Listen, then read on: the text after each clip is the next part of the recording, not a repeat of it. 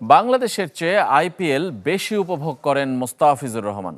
তার কারণ দেশের মতো প্রত্যাশার চাপ নেই সেখানে।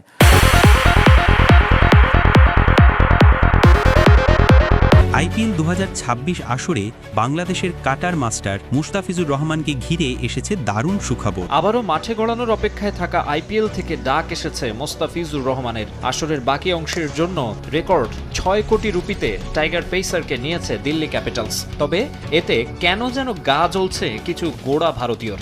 দুনিয়ার সেরা বোলারদের মধ্যে তার স্থান, বাঁহাতি পেসের ম্যাজিক এবং অতুলনীয় কাটার দক্ষতা সবই নজর কেড়েছে দিল্লি ক্যাপিটালসের। এবার নিলামের আগে ফ্র্যাঞ্চাইজির সংক্ষিপ্ত তালিকায় নাম পেয়েছেন মুস্তাফিজ। তবে কি তাকে দলে রাখা হবে নাকি মিনি নিলামে আবারও প্রতিদ্বন্দ্বিতা করতে হবে? চলুন জানি কিভাবে মুস্তাফিজের অসাধারণ ফর্ম ও গত বছরগুলোর রেকর্ড তাকে আইপিএলের বড় তারকা বানাচ্ছে।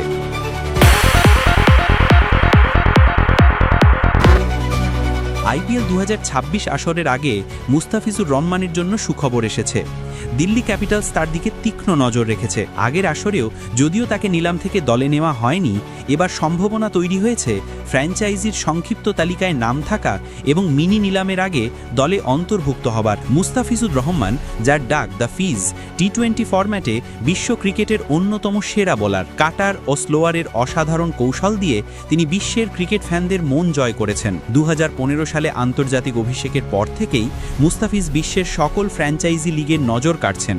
তবে 2020 সালের পর কিছুটা পারফরমেন্সে স্থিরতা না থাকলেও চলতি বছর তিনি আবারও শীর্ষ ফর্মে ফিরে এসেছেন। এই সময়ের মধ্যে অসাধারণ পারফরমেন্স দেখিয়ে একাধিক রেকর্ডও স্থাপন করেছেন। দিল্লি ক্যাপিটালসের জন্য মুস্তাফিজ মূল চাবিকাঠি হতে চলেছে। যদিও তিনি দল বদলের সময় বদলি হিসেবে যোগ দিয়েছিলেন এবং সরাসরি রিটেন করা সম্ভব হয়নি, সংক্ষিপ্ত তালিকায় নাম থাকার মানে হল মিনি নিলামে দলে নেওয়ার সম্ভাবনা শক্তিশালী।